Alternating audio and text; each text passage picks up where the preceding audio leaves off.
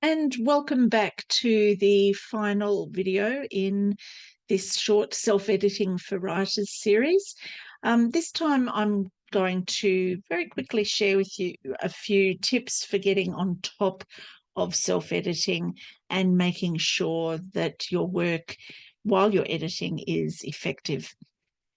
So there are 7 tips basically. So firstly, um, best advice I can give you is to take regular breaks. So this is not only breaks between the structural edit and the copy edit, for example, or the copy edit and the proofread, but take a break every 2 chapters or so, or after you've completed a pass for checking for tense consistency. The next thing you might want to do is to create an editing plan or a timetable, and this has to work for you. So we'll talk more about the sort of editing plans that you can create in the course. But essentially, having a plan and a goal or deadlines, if you like, and sticking to those is really, really quite crucial if you want to keep on top of your editing. Thirdly, you'll want to use tools to help you with the consistency. So things like Grammarly, if you want to use that, and a style manual, or just even creating your own style sheet as well can be very helpful. And we'll talk more about different tools that you can access, not as a professional editor, but just as somebody who does their own self-editing. Number 4, revise and repeat. So just like writing is not start to finish, first draft, there you're done.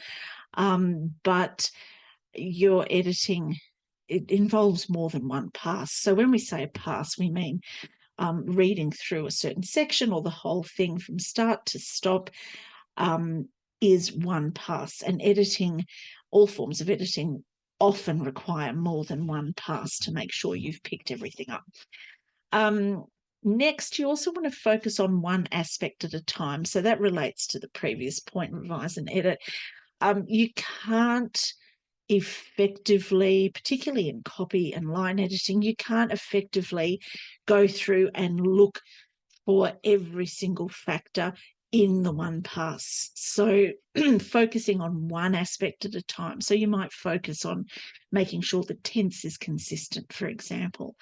That will really help. And you can start to see now why self-editing or any form of editing takes quite a long time to do if you want to do it properly.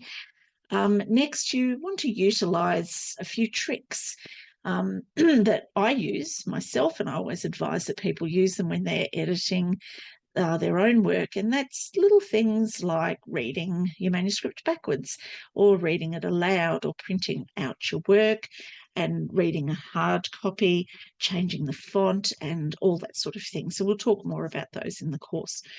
And lastly, it's really, really important, even though you are self-editing, it's really important to seek feedback and to act on any feedback that you do receive constructively. So even professional editors need to ask questions of other editors, because we all have those moments of self-doubt where we're like, oh, okay, we know the grammar rule, but it just doesn't look right. We all suffer from self-doubt. We all suffer from a little bit of brain fog, and there's absolutely no problem at all with asking somebody for their opinion, and then acting on it as you see fit. So that's it. As you can see, if you've watched all of these videos, we will be covering quite a lot of ground in this course, but I don't want you to worry, because we'll be taking it at your pace, working through your manuscript, and troubleshooting things that you need to troubleshoot along the way. And I will be with you there every step of the way and beyond that as well. So I'm looking forward to seeing you all in the course. If you do have any questions in the interim, please don't hesitate to send me a message or an email. See you there.